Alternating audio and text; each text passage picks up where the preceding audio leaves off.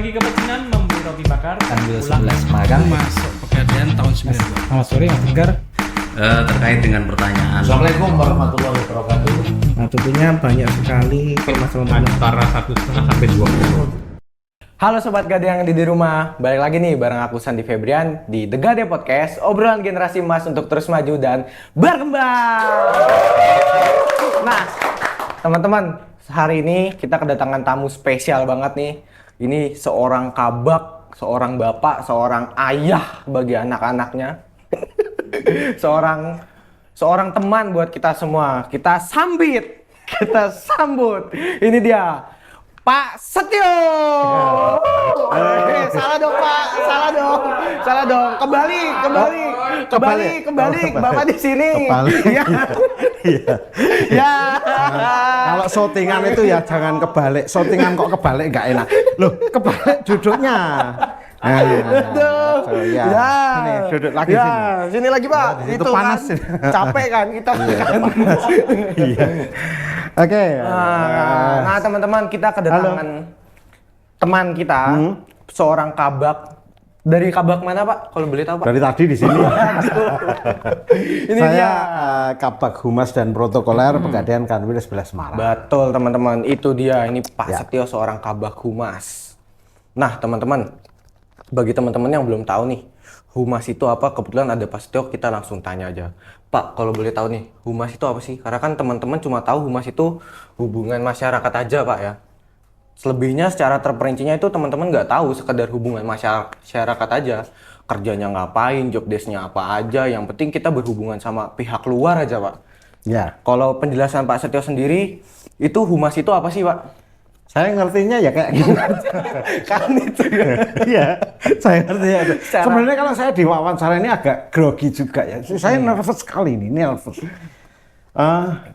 Karena basic saya bukan di humas sebenarnya. Saya di foto model. Jadi humas. Humas itu yang pasti humas itu cowok. Kalau cewek humba. Nah, betul itu dia teman-teman ya, betul. Iya. Kalau mau masuk humas harus cowok. Betul. Iya. Ya enggak sih, enggak. Humas itu adalah hubungan masyarakat. Hubungan masyarakat artinya kita sebagai salah satu organisasi yang bertugas untuk berkomunikasi. Nah, intinya di pokok permasalahannya itu adalah komunikasi, membangun komunikasi ke dalam dan juga keluar, baik satu ataupun dua arah. Itu fungsi humas seperti itu. Menjaga hubungan baik itu Betul, Pak ya. betul. Menjaga hubungan baik dan melanjutkan hubungan yang sudah ada gitu. Nah, sebenarnya dari tugas humas ini Pak, nyambung nggak sih Pak? Maksudnya berhubungan nggak sih Pak sama citranya perusahaan? Maksudnya kan karena humas sering pergi keluar, jadi perusahaan itu citranya dilihat dari humasnya atau Oh nyambung karena Citra itu adalah salah satu staf humas yang ada di sini. Jadi masih ada hubungan gitu. Mbak Citra itu. Mbak Citra. Nyambung karena humas itu kan memang dibuat. Humas itu ada untuk membangun citra yang baik, citra yang buruk. Misalkan ada berita negatif tentang perusahaan itu, humaslah ujung tombaknya untuk menyelesaikan itu, untuk membersihkan, kemudian untuk memunculkan citra baru, untuk membuat jadi masyarakat itu, oh kita kan di Pegadaian, oh Pegadaian itu ternyata gini ya. Betul. Nah itu bangunan-bangunan seperti itu yang kita buat di humas itu seperti itu. Nah, Bapak kan tadi sempat ada notis kalau peran humas itu menjaga hubungan baik ya Pak. Betul. Menjaga hubungan baik dengan perusahaan yang Bapak tempati sama perusahaan luar ya kan. Ya betul. Nah, penting Sebentar. Sudah mandi belum ya? belum. Kebetulan belum sih Pak. Oh, belum. Pantesan. Bau ya? Kucel. Nah, gimana?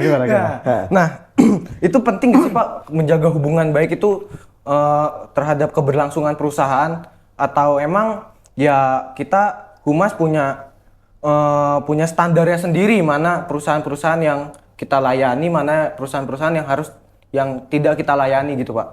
Oh. Penting. Ya kan pertanyaannya Iya, penting. betul. Penting. Jadi kita tidak memilah-milah harus perusahaan yang seperti ini, harus perusahaan seperti ini, harus masyarakat seperti ini, harus ketemu orang seperti ini. Enggak. Jadi humas itu ujung tombaknya perusahaan untuk memunculkan atau menyampaikan, memberikan informasi kepada masyarakat tentang apa perusahaan itu dan memunculkan apa ya namanya? Menimbul. Ya, menimbulkan memunculkan citra yang positif. Jadi kita tidak pilah-pilah kita harus berhubungan dengan perusahaan ini yang masih kecil, ini yang gede, enggak, semuanya kita hubungi. Dari instansi pemerintahan, dari perusahaan swasta, kemudian masyarakat sekitar, masyarakat luas, bahkan sampai nasional. Ya, jadi kita memunculkan itu. Jadi memang humas seperti itu. Misalnya ujung tombak komunikasi perusahaan. Nah, misalnya nih Pak, dari perusahaan-perusahaan lain ada informasi sensitif yang menyerang perusahaan kita nih Pak. Itu apakah humas menjadi garda terdepannya Pak? Atau apakah emang humas yang bilang secara langsung ke menemui perusahaan tersebut? Informasi sensitif. Termasuk taspek ya? bukan. Gimana? Memang kalau ada misalkan berita-berita yang kurang baik gitu kurang ya. baik Ya. misalnya.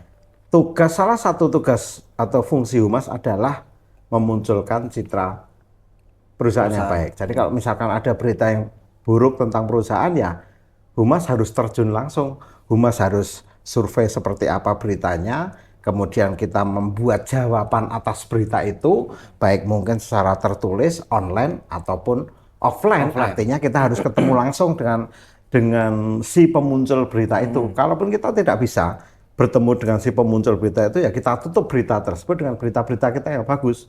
Terus kita membuat jawaban atas berita yang muncul tadi. Misalkan ini, wah Pegadaian itu melakukan lelang asal-asalan. Nah, itu kita kalau yang umum kan seperti itu kan, yang banyak terjadi di lapangan itu seperti itu. Humas, ini kemarin barang saya dilelang terus dia buat berita yang negatif. Nah, kita survei dulu nih, kita cross check dengan cabang tersebut ataupun dengan unit mana yang melakukan itu, seperti apa, apakah sudah sesuai dengan ketentuan yang berlaku. Kalau sudah, kita memberikan jawaban ke nasabah.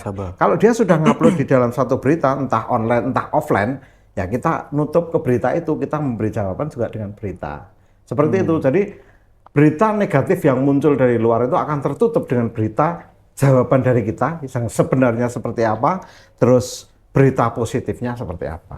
Berarti menutupinya itu dengan cara menutupi dengan berita positif. Dengan berita positif, tersebut, ya? menjawab dulu. Kita menjawab dulu berita yang sudah ada, kemudian kita tutup dengan berita yang lain, biar berita tadi kalau misalnya di googling nih, kita lagi di Semarang, kok ada berita yang pertama muncul barang nasabah digadai tanpa sepengetahuan nasabah misalkan. Setelah kita cross check ternyata sebenarnya sudah, cuman dia ganti nomor telepon, dihubungi rumahnya nggak ada, sudah pindah, nggak ada konfirmasi. Itu kan memang kalau sudah jatuh temponya, sudah ada pemberitahuan ya memang harus dilelang. Lah kita munculkan itu, kita jawab berita itu, kita buat berita baru lagi tentang Pegadaian melaksanakan lelang sesuai dengan SOP bla bla bla bla bla. Jadi berita yang tadinya muncul negatif akan tertutup dengan berita positif itu. Berarti si pemuncul berita negatif itu nggak diproses secara hukum ya Pak sama Pegadaian? Apa itu bisa juga? Apa itu bisa juga? Enggak, kita tidak langsung terus berhubungan dengan hukum kayak gitu kan. Karena kan istilahnya kita juga merangkul ya. Betul. Karena bagaimanapun juga dia ada nasabah kita. Nasabah kita ya harus kita rangkul, kita berikan informasi yang benar, kita berikan mungkin ribet, mungkin seperti itu ya jangan langsung apa-apa hukum. Selagi itu tidak menyalahi, saya pikir masih bisa lah kita bicarakan secara kekeluargaan. Nah kalau itu kan misalnya itu beritanya muncul secara online Pak. Kalau misalnya kayak isu lelang bodong Pegadaian, terus tiba-tiba banyak nasabah demo ke kantor Pegadaian, itu seperti apa Pak penanganannya? Apakah kita tetap bicara baik-baik lagi atau memang ada audiensi? Alhamdulillah selama ini belum pernah terjadi itu. Belum pernah. Nah, pertama itu. Terus yang kedua, kalau memang sampai terjadi kayak gitu, kalau menggeruduk itu kan pasti ada PIC-nya. Betul. Pasti ada korlapnya. Ya kita ambil korlapnya, kita ajak ngobrol dulu, kita tanyakan seperti apa sih yang terjadi di lapangan seperti apa. Terus nanti kita membuat jawaban. Biasanya akan ada audiensi seperti itu. Tapi alhamdulillah sampai sekarang belum pernah dan semoga nggak pernah terjadilah seperti itu. Karena bagaimanapun juga kita hidup ini juga dari nasabah, kita besar dari nasabah, Kita membesarkan Pegadaian juga untuk nasabah, untuk masyarakat, untuk Indonesia. Ya. Tepuk tangan dong. Kita nggak ada yang tepuk tangan. Quotes hari ini ya teman-teman, ya, quotes hari ini dicatat, tolong dicatat. Ya, Nah. tapi mohon maaf ini. Saya beberapa kali diundang podcast di instansi-instansi atau model itu pasti ada snack sama minum. Ini kok nggak ada ya? Kebetulan kan belum ini Pak. Belum ada. Belum UMP ya ini. Wah, ini krunya ini gimana nih Masuk. krunya? Coba nanti saya bilang Bapak dulu Ya, sebelum. betul. Bapak siapa? Itu. Maksudnya Bapak. Oke. Tapi ngomong Sandi dari mana itu aslinya? Saya asli dari Tangerang, Pak. Oh, dari Tangerang. Terus di Kebetulan sini? saya magang di sini. Oh, di Pegadaian magang mandiri. magang. Iya, magang mandiri. Kebetulan kemarin Di saya bagian? kan nggak di bagian apa-apa. Saya emang ditarik humas aja karena suka itu bikin kotor di situ di ruang gym, Pak. Iya. Nah, teman-teman kalau mau tahu nih, teman-teman, Pak Humas lagi. Pak Setio ini salah satu orang yang merangkul anak-anak magang mandiri, teman-teman. Jadi kita yang tadinya nggak ada kerjaan, nah dikerjain sama Pak Setio. Nggak dikasih kerjaan, dikerjain aja. Jadi kebanyakan kerjaan ya? Iya, kerjaannya nggak penting sebenarnya, cuma dikerjain aja. Iya. Yang penting kita kerja, teman-teman. Betul, daripada jadi sampah. Betul itu. Enggak, intinya tuh teman-teman Pak Setio itu nggak mau kita magang itu nggak dapat apa-apa, teman-teman. Yang penting tuh setidaknya kita dapat ilmu, dapat hasil yang berguna, yang Ya. tahu kalau dunia pekerjaan tuh seperti ini, BUMN tuh seperti ini. Ya. Itu selain jadi Kabag Humas, Pak Setio itu jadi teman buat kita sendiri, buat anak magang. Alhamdulillah, terima kasih. Iya. Suka kalau misalnya kita curhat sedih atau apa, curhatnya nggak usah ke Pak Setio karena Disyukur-syukurin. Iya, disyukur-syukurin teman-teman. Itu bukan urusan Pak Setio. Oke. Oke, lanjut Ya. Pak Setio nih. Ya. Misal humas itu kan berperan juga sebagai protokoler, Pak ya? Ya. Iya kan? Kalau di Pegadaian itu merangkap, di Kanwil itu kalau di pusat humas ada sendiri. Ada sendiri. Protokoler ada Ada sendiri. sendiri. Kalau di Kanwil merangkap. Jadi Kabag, Humas dan Protokoler. Wede. Jadi meskipun saya jabatannya 2, saya nggak sombong. Tapi tadi baru sombong. Oh iya. Ini tolong yang ini ditit gitu ya. Iya. Nah, peran protokoler itu jadi apa sih Pak? Maksudnya gimana sih Pak peran protokoler sendiri itu seperti apa? Protokoler itu perannya sangat penting ya kalau dalam dunia keprotokoleran. Kayak misalkan seperti ini. Yang kemarin aja kita barusan selesai ada kegiatan Gademo Fest. Nah, Gademo Fest itu ada bagian-bagiannya tuh, ada bagian acara, ada bagian talent, ada bagian VIP. Nah, protokoler itu fungsinya menghandle VIP. Jadi bagaimana mempersiapkan VIP untuk datang dari instansi kita, dari mungkin undangan, itu protokoler yang bekerja, yang menyiapkan. Oh, undangan dibuat nih dari tim humas, nanti protokoler nge-share ke tamu undangan. Terus monitor bagaimana tamu undangan apakah bisa datang. Terus nanti kalau datang, beliau datang sama siapa? Apakah dari sana ngajak protokoler ataukah kita yang harus menjemput? Kalau kemarin yang Gademo Fest itu kita kedatangan tamu VIP itu ada Pak Ferdian. Beliau adalah Direktur Keuangan PT Pegadaian. Sama Pak Hari Basuki. Beliau adalah RCEO BRI Semarang. Kemudian ada Pak Hafil itu beliau Pinca PNM. Nah, itu tamu VIP yang dari luar. Yang artinya bukan ngantor di sini. Kalau yang dari sini ada Pak Deputi Operasional, ada Pak KAI, kemudian ada Deputi-Deputi. Nah, fungsi protokoler pada saat itu adalah menghandle VIP itu. Dari bagaimana beliau dikirimi undangan, beliau kesininya seperti apa, perjalanannya seperti apa, nanti di sini kita jemput, kita bawa kemana, kita atur. Jadi mengatur setiap perjalanan VIP itu tugas protokoler. Mengatur jalannya acara itu juga protokoler berperan di situ. Sebelumnya kemarin kita ada agenda juga di Solo. Ada tamu dari Kementerian BUMN, Bu Loto Sinaita Ginting. Itu juga protokoler yang jalan pertama sebelum Bu Loto, Bu Komut ini datang. Protokoler buka jalan, nyiapkan hotel, nyiapkan komplement, nyiapkan nanti jalur-jalur, nyusun rundown dulu, terus nyiapkan nanti jalur-jalur yang mau dilewati, mau dikunjungi, mau dilaksanakan kegiatan apa, itu tugas protokoler. Jadi harus detail protokoler itu. Nah, itu yang waktu di Solo itu komunikasinya gimana Pak sama protokoler yang lain? Pasti kan itu kan Oh iya. Jadi kita banyak protokoler kan Pak? betul banyak, apalagi kemarin ke kunjungan RI3. Iya, Saya di Kanwil Semarang ini saya punya 3 orang protokoler andalan. Yang pertama Sigit, yang kedua Marta, yang ketiga Budi. Kalau Sigit ini memang full, dia murni protokoler. Terus Marta ini selain dia protokoler, terutama kalau ada tamu putri, terus dia juga bagian administrasi karena cerdas memang orangnya. Kalau Budi ini kadang sok ngerepoti. Tapi dia protokoler, dia utamanya di media dia. Memang saya upload di Humas tuh dia di bagian media tuh jago dia. Dia sudah keliling dunia dia pakai foto. Itu jadi waktu sebelum Bu Komu datang, kita komunikasi nih, tim protokoler ini komunikasi dengan protokoler Kementerian BUMN karena itu agendanya Kementerian BUMN.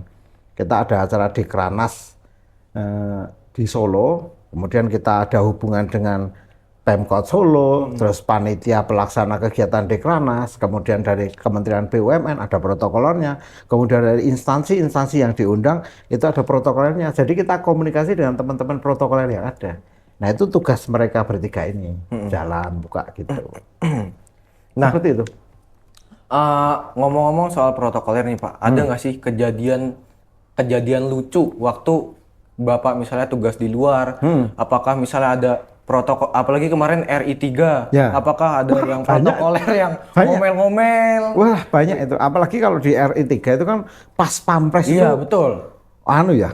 Ngeri ya perasaannya. Nah itu kejadian itu saya. Gimana tuh Pak? Ini menimpa saya ini. Sebenarnya saya malu untuk cerita, tapi kalau nggak diceritain nanti jadi bisul. Betul. Kan ceritanya itu ada pas pampres itu marah-marah. Ya memang pas pampres yang buka jalan itu memang kayak gitu kerjanya. Itu ada beberapa pejabat yang di situ dimarahi. Ya memang tugasnya itu suruh minggir, ngatur jalan, ngatur parkir mobil. Padahal itu mobil ambulan tuh disuruh keluar. Karena kalau bukan ambulan dari pas pampres nggak boleh. Nah, itu ambulan yang ada di situ suruh keluar. Ada mobil pejabat suruh keluar. Ada angkatan yang berdinas di situ. Kamu apa tugasnya di sini? Lah teman-teman protokoler saya itu pada jalan kan. Gitu, Mbak, Mas keluar mikir Mas. Terus yang 2 ini sholat, ya kan? Saya takut nih, saya sendirian nih. Wah, saya ikut sholat saja. Giliran saya mau sholat, mereka sholat, saya sholat. Terus saya sholat kan, protokolernya pas pampresnya marah-marah. Wih, cepet, kenapa di sini? Pak, teman saya ada yang lagi sholat. Saya lagi sholat tuh. Gini, Pak, teman saya sudah tinggal aja. Loh Pak, ini kasihan. Jadi aku sholat tuh mikir, ya Allah, jangan sampai saya ditinggal teman saya, ya Allah. Itu saking takutnya sama pas pampres itu. Terus ditunggu sampai lagi dengar pintu ditutup, kerupiak. Ya Allah. Kok ya lama banget sholat. selesai. Aduh. Itu cerita menarik. Jadi kadang-kadang ada cerita-cerita lucu kayak gitu. Banyak sekali sih sebenarnya. Ya itu dinamika. Kadang kita juga berbenturan dengan tim lain, itu sering juga. Kita sudah membuat agenda kayak gini, ternyata agendanya nggak jadi. Betul. Kita harus merubah. Itu seorang protokoler yang terjun di lapangan harus punya mindset yang cepat. Harus punya opsi. Harus misalkan banyak plan Pak. Ya banyak plan. Ada minimal plan itu 3. Plan A nggak jadi, ganti B. Jadi ganti C. Jadi kadang-kadang kita juga booking tempat juga, nggak jadi pakai pindah, kayak gitu. Protokoler seperti itu. Berarti pastinya capek banget ya Pak jadi Pasti. protokoler. Karena Biasanya habis sampai pijet. Enggak. Ya karena kan kita selain menjaga keamanan, kita juga ngurusin yang lain, kenyamanan. Betul. Seperti apa. Nah itu kan pentingnya menjadi protokoler. Saya noleh ini saya pikir ada snack. Ternyata enggak. Minum aja enggak ada. Bukan, emang tema podcast kali ini seret ya Pak. Berbicara masalah kemasan dan seret. Nah, selain menjadi protokoler dan humas, pastinya kan skill yang dibutuhin kan public speaking, Pak. Ya, betul. Ini yang banyak sobat-sobat Gade yang belum ngerti gimana sih caranya public speaking yang baik dan benar, Pak. Ini yang harus sobat-sobat Gade. Kameranya mana? Ini, Pak. Oh ya. Iya. Ini yang harus sobat Gade pelajari ya. Jadi sebenarnya ngomong itu butuh jam terbang. Kalau teman-teman nggak biasa ngomong, ya akan selamanya seperti itu. Cupu kalau orang modern ngomongnya cupu banget karena nggak bisa ngomong. Jadi ngomong itu jam terbang. Kalau pengen bisa ngomong public speakingnya yang bagus ya harus berlatih. berlatih itu tidak harus loh ketemu orang terus banyak terus gini, nggak harus. Kadang di depan kaca ngobrol sendiri, ngobrol sama temen kayak gitu, 1 orang, 2 orang, 3 orang, terus cerita, itu sudah belajar sebenarnya. melatih public Itu. speaking. Terus di Pegadaian itu ada juga program pemasaran. Nah, kalau teman-teman biar public speakingnya bagus, cobalah ikut literasi, menawarkan produk ke instansi ataupun ke nasabah yang deket-deket itu nggak nasabahnya. Itu bisa dipakai untuk melatih. Dulu saya pertama kali ngomong, saya sekarang kalau ngomong semakin banyak orang nonton, saya semakin lucu katanya. Itu karena sudah terjadi, mentalnya sudah ada. Kalau mentalnya nggak ada, naik ngompol bisa. Tapi kalau mentalnya sudah jadi kayak gitu. Jadi pertama kali saya dulu ngomong di depan orang itu ada di atas 200 orang, yang banyak ya.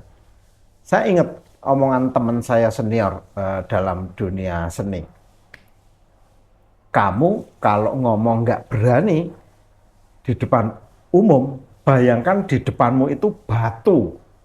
Jadi ngomong di depan batu. Kalau ngomong di depan batu kan kita asal ngomong aja, tapi terkonsep. Artinya kita tahu apa yang mau kita omongkan. Misalkan kita berbicara masalah emas nih. Oh, emas itu harganya sekarang segini, fluktuasinya kayak gini, nanti penjualannya kayak gini. Kita harus paham dulu itu sebelum ngomong. Jangan asal ngomong, nggak ada materi yang kita bawa, oh itu sama aja bunuh diri. Bunuh diri. Yang penting untuk melatih mental itu, kalau pengen belajar sedikit-sedikit, kalau misalkan ketemu banyak orang, anggap aja di depan itu adalah batu. Jadi kita ngomongin lebih enak. Itu pertama itu. Terus yang kedua, jangan pernah sekali-kali pada waktu di atas panggung, misalkan kita ada di atas panggung, kalian ngelihat mata, itu jangan, itu fatal. Jadi lihatlah ini, kalau orang Jawa bilang ini bun-bunan, batuk. Bahasa Indonesia dahi, ya. Jidat. Ya, jidat kasar dong. Dahi Ya. Lihatlah dahinya. Kalau kita ngelihat dahi, itu bawahnya itu akan kabur. Tapi orang ngertinya kita berani menatap mereka. Oh, berarti mentalnya sudah ada. Padahal sebenarnya enggak. Nah, kita ngelihatnya sih. Kalau ngelihat mata, sekali kita salah ngomong, belakangnya salah terus itu. Apalagi adalah yang kita lihat, dia orang yang pinter dalam ilmu itu. Misalkan kita menjelaskan tentang emas nih, atau menjelaskan tentang perusahaan kita, ternyata dia lebih paham. Kita ngelihat di matanya, terus dia ekspresinya, gini, wah ngedrop kita pasti. Nah, jadi jangan sekali-kali lihat mata. Kecuali kalau nanti sudah jam terbangnya ada, beranilah lihat mata kayak gini. Public speaking itu yang penting, kita belajar ngomong, tapi yang berbobot. Artinya, kita sebelum ngomong itu sudah punya dulu apa yang mau kita omongkan, seperti itu. Itu mental, nanti jam terbang kalau sudah itu gampang aja public speaking itu sebenarnya. Nah itu teman-teman tips and trick dari Mas Setio buat teman-teman bisa lebih lancar buat public speakingnya, karena ya hampir setiap pekerjaan penting ya pasti. Penting komunikasi itu ya, penting. betul. Public speaking itu penting, nggak cuma di humas, nggak cuma di jadi MC, tapi di divisi-divisi atau departemen-departemen yang lain itu sangat penting teman-teman public speaking. Nah, Pak Setio, aku mau nanya nih, sebelum ini kok nggak selesai ya? Nanya sekali lagi, boleh. Ini aku mau nanya untuk buat anak-anak muda, pesan buat anak-anak muda, apalagi sobat-sobat Gade yang misalnya butuh semangat, karena kan ini kan mau masuk perkuliahan lagi, ya kan, mau masuk pendaftaran perkuliahan. Masuk perkuliahan untuk teman-teman yang skillnya belum masih harus ditingkatkan lagi. Pesannya dari Mas Setio apa? Buat Sobat Gade ya? Betul, sobat-sobat Gade. Pokoknya jadilah diri sendiri, berikan yang terbaik, selalu semangat, tidak mudah menyerah, dan baik hati ke semua orang. Pasti kalian akan jadi orang sukses. Itu dia teman-teman. Itu. Nggak meriah nih. Tepuk tangan ulang. Ulangin dong, itu dia. Quotes dari Pak Setio. Sekian teman-teman podcast kali ini. Jadi itu dia cerita-cerita dari Departemen Humas, ya kan. Gimana sih keluh kesahnya apa, skill-skillnya gimana aja, terus kerjanya apa aja. Ini dia sekali lagi Mas Setio. Kita kasih tepuk tangan dulu dong teman-teman. Terima kasih. Untuk sobat-sobat Gade, jangan lupa nonton terus, ikutin terus di Pegadaian Kanwil 11 Semarang. Jangan lupa like, komen, dan subscribe. Bye. Terima kasih. Terima kasih Mas. Terima kasih. Sehat-sehat ya.